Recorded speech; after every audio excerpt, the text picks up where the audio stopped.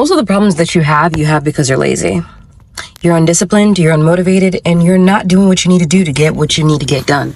Ouch! Let me get some ideas from TikTok.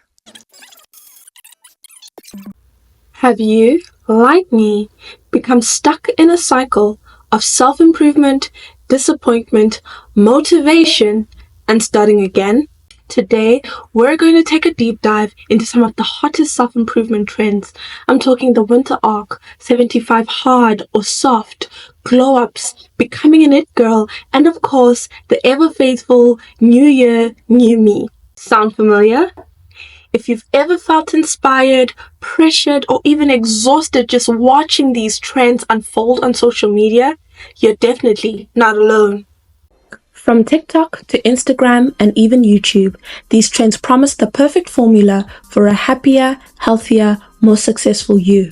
But at what cost? And more importantly, are they sustainable or even realistic? From hashtag Ozempic weight loss to the rise of 75 hard, self-improvement has become a multi-billion-dollar industry and a full-blown cultural phenomenon. Everyone, from influencers to celebrities, seems to be riding this wave. But why now? And why does it feel like we're being swept up in it? Self-improvement is nothing new, but it seems to be everywhere right now, right? Like, social media has amplified these trends so that every day there's something new we're supposed to try. Let's break down a few. Ozempic, originally developed to treat diabetes, has exploded in popularity as a weight loss solution. Celebrities have openly discussed using it, and social media is flooded with dramatic before and after videos.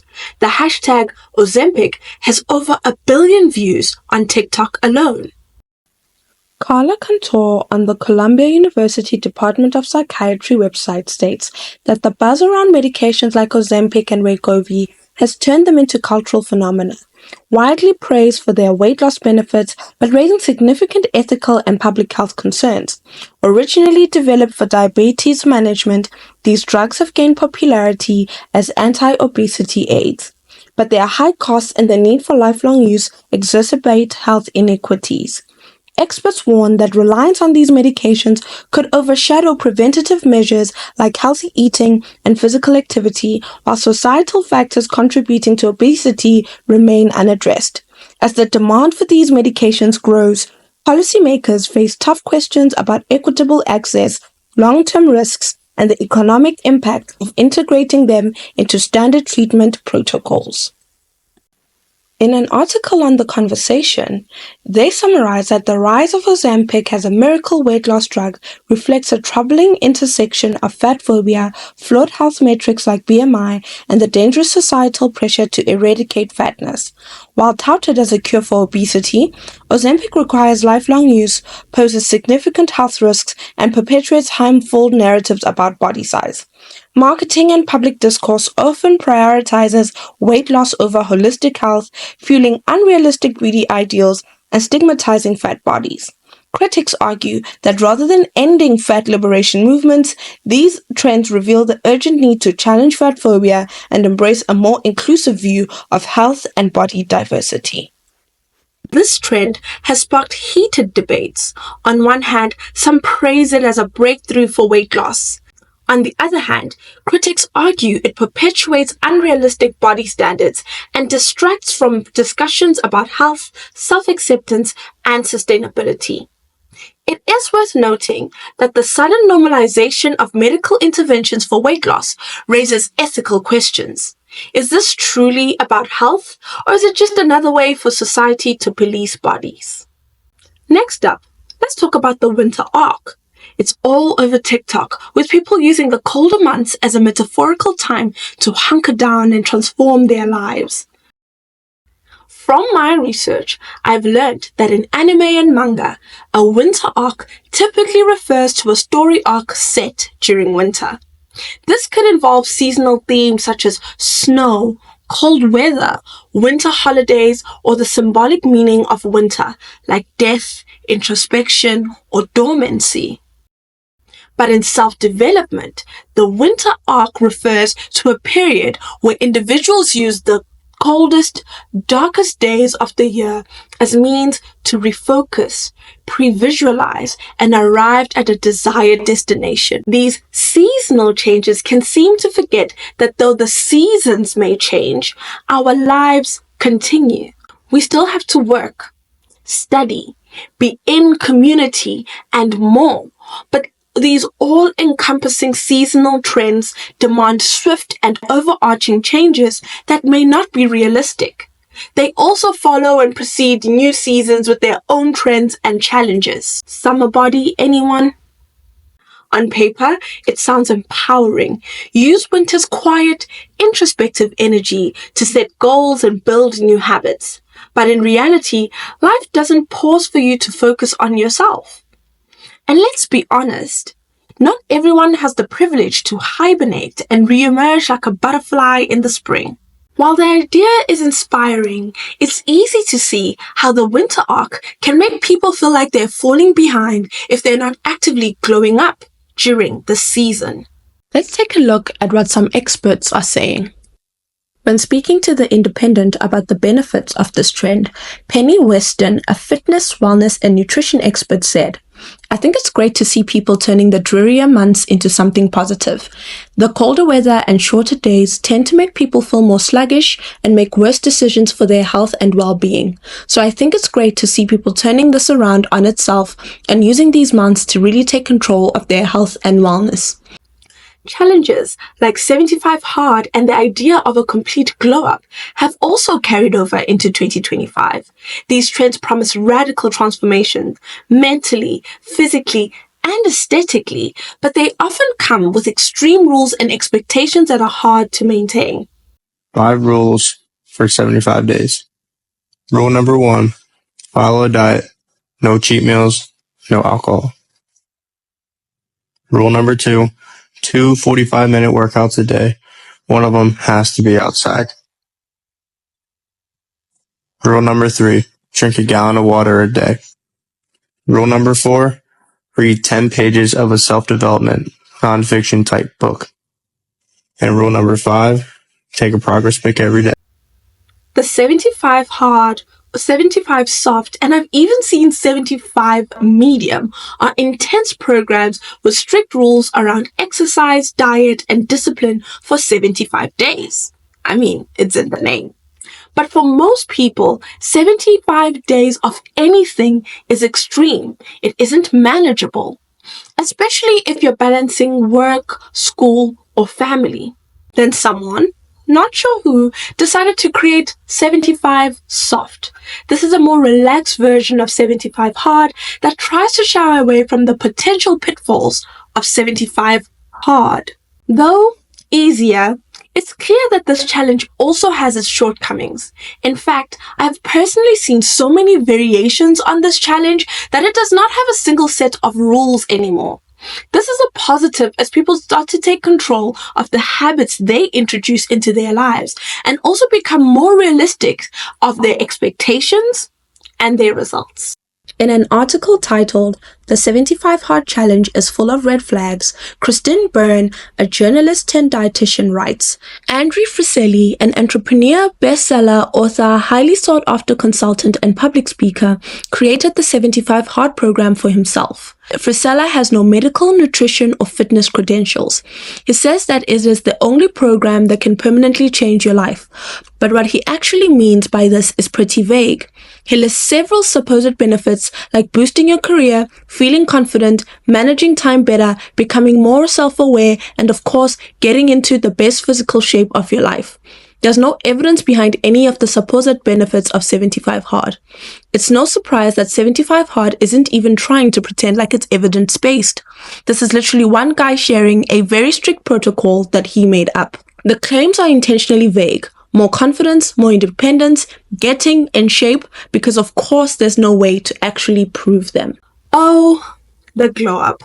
The age-old transformation from caterpillar to butterfly. This idea has been fed to us long before social media. We can see it in Disney movies and coming-of-age stories, and even in celebrities we grew up watching. Now, we follow social media influencers that model what a glow up truly means. This goes beyond self-development in terms of appearance, but can also include where a person lives, the car they drive, and even personal relationships like marriage. Glowing up glamorizes a lifestyle that's often unattainable without time, money, and let's be honest, filters. It's rooted in unrealistic beauty standards that reinforce the idea that external transformation are the key to happiness. The pinnacle of a glow up may call for you to spend thousands on your smile or moving to a place with a great view. It may be redoing your home to match one of the many aesthetics.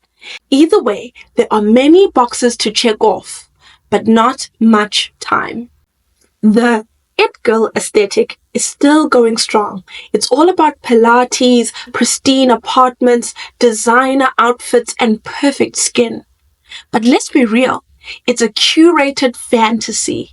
Achieving that look often requires time, money, and sometimes even cosmetic procedures. Even celebrities like Kim Kardashian and Hailey Bieber have played into the clean girl aesthetic, fueling trends like the glazed donut skin and minimalist fashion. While these looks are undeniably gorgeous, they are also unattainable for most people without professional help or a hefty budget. This is an excerpt from an article in Elle magazine. My biggest complaint is that it's all on you to fix things, says Rina Raphael, a journalist turned wellness expert turned wellness detective who dives deeply and thoroughly into the pros and cons of the industry in her new book, The Gospel of Wellness. You should be taking a bath. Have you tried yoga? Generally, the things that are being suggested cost either money or time. One report shows that the average Brighton spends £200 monthly on health and fitness routines. What should be fixed, she says, are the systems, especially for women, that mean that we're not feeling well in the first place. Healthcare, community, and social norms. The article goes on to say the global wellness industry is worth around £3.6 trillion, and it's estimated that figure will be pushing £5.7 trillion by 2025. It's likely all over our social media feeds too. #wellness has been used over 61 million Instagram posts and has 8.5 billion views on TikTok. Perhaps one reason it's snowballed is precisely because it's so loose in its parameters. Wellness is this nebulous, undefined area, says Raphael. There's no agreed upon definition of what well actually is, partly because it's so personal. Almost anything can be seen as self-care. Buying property could be seen as self-care. So every brand wants to call itself a wellness or self-care brand. It's the new industry du jour, replacing fashion and beauty. The last trend I want to delve into is what I like to call It Girl Wellness. It's going to Pilates and drinking the perfect green smoothie. It's sea moss gummies and other aids. It's aesthetic skincare and €500 LED masks. Pilates and certain wellness trends are great forms of exercise, but they are often presented as a part of a whole lifestyle package that might require expensive memberships, clothes, or accessories to be worthwhile. How can you do Pilates if you're not at a renowned studio wearing the perfect outfit?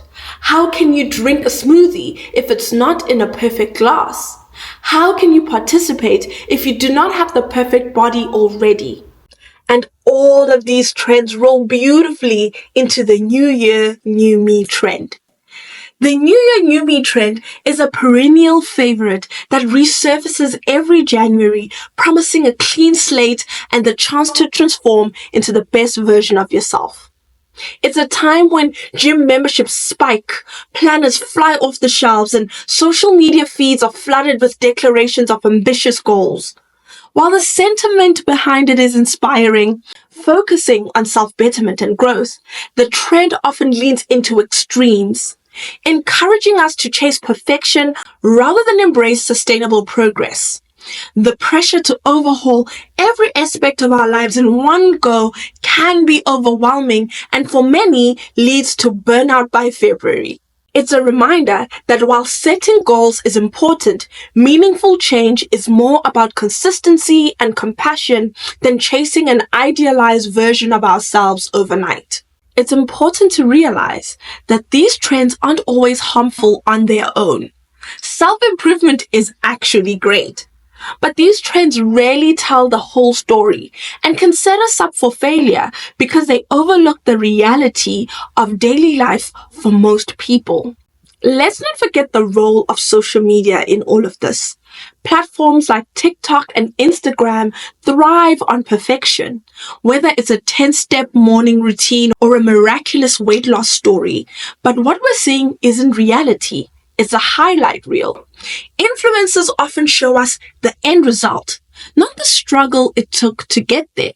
We see their perfect meals, workouts, and homes, but we don't see the late nights, stress, or skipped steps along the way. The more we consume this kind of content, the more it warps our sense of what's achievable. Suddenly, normal feels like failure. And that's not just exhausting, it's unhealthy. It has been said ad nauseum that social media is an edited reality. Influencers and creators show us highlights, their best days, their perfect routines. What we don't see are the messy days, the skipped workouts, the late night takeouts. And this skewed view affects us more than we think. Social media algorithms push content that's visually appealing and idealistic because it keeps us engaged. The more extreme, the better. And this can distort our sense of what's actually realistic. We are taught to think that if we're not performing these routines to a T, we're somehow failing. That everyone else has time to partake in these practices, so why don't you? Ever heard of the saying, Beyonce has the same 24 hours? The measure of daily success, and I use the term success loosely, keeps getting pushed higher and higher and becomes more and more out of reach for the average person. Now, lives we thought can only be lived by the rich and famous, which is the case, are made to seem like lives we should all be living. For example, the it girl aesthetic implies that happiness comes from an idealized routine. Morning Pilates, green smoothies, a spotless apartment, and designer clothes. But that's an incredibly curated look. And it's expensive. This isn't just about motivation. It's about a lifestyle that's sold to us as self-improvement, but is really just a luxury. It's no coincidence that every trend comes with a product to sell. Whether it's weight loss drugs, workout plans, or beauty products, the self-improvement industry is worth billions, and it's growing every year. Think about it. Ozempic, green smoothies, Pilates memberships, LED masks. They are all being marketed as essentials for a better life. But at what cost? The message is clear. You're not good enough unless you buy into these trends. Brands have become masters at capitalizing on our insecurities, turning self-improvement into a never-ending shopping spree. Behind these trends are big brands capitalizing on our desire to improve. Each trend comes with its own products, apps, and influencers all ready to sell you the perfect solution to your problems. According to recent studies, the self-improvement industry is worth billions, with huge chunks of that coming from fitness products, beauty items, and online courses. These trends are being monetized at every turn, often by companies that encourage us to feel like we're never good enough unless we buy into the next big thing. When brands tell us we need to do 75 hard or buy luxury items to be an it girl, they are profiting off of our insecurities. It's a trap that convinces us to spend money in the pursuit of a better self, even if it's not sustainable. According to Accenture, despite financial uncertainty, consumers are not willing to reduce the amount they spend on health and well-being, according to the latest in a series of consumer surveys that Accenture has been conducting to test the pulse of consumer outlook and sentiment since the start of the pandemic. The survey of more than 11,000 consumers in 16 countries found that even in the face of widespread uncertainty and personal financial strains, consumers are considering health and fitness to be an essential, alongside groceries and household cleaning products. Even though 2/3, 66% of survey respondents said they feel squeezed financially, 80% also said they intend to maintain or increase their spend on areas related to health and fitness, such as exercise classes or vitamins and supplements in the next year.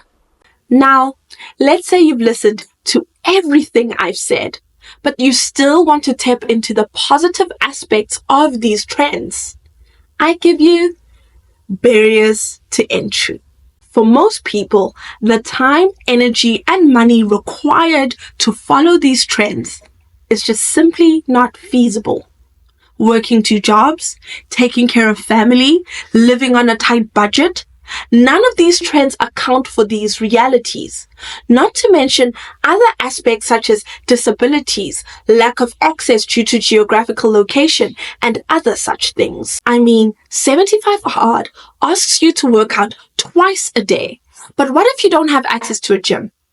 It also states that some workouts have to be outside. What if you live in a dangerous city? The it girl lifestyle requires expensive items, but what if you're on a tight budget or live in a place that these brands don't ship to? These trends are often designed with a certain audience in mind, and that leaves many people feeling excluded and maybe even more desperate to take part. So what's the takeaway here? Self-improvement isn't inherently bad. It can be empowering and transformative. But when it's driven by trends that prioritize aesthetics over authenticity, it can do more harm than good. At the end of the day, the best way to take 25 by storm is to focus on what makes sense for you. Trends will come and go, but your well-being should always come first. The best self-improvement happens slowly, with patience, and in ways that are actually sustainable. Don't let capitalism and social media pressure you into a version of better that does not feel right for you. At the end of the day, the best way to take 2025 by storm is to focus on what makes sense for you.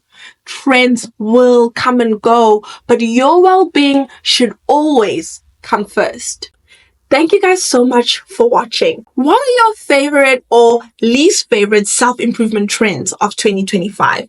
Let's start a conversation in the comment section. Thank you guys once more for watching. Don't forget to like, subscribe, and share your thoughts in the comment section. And I'll see you next time. Have a wonderful 2025. Most of the problems that you have because you're lazy. No!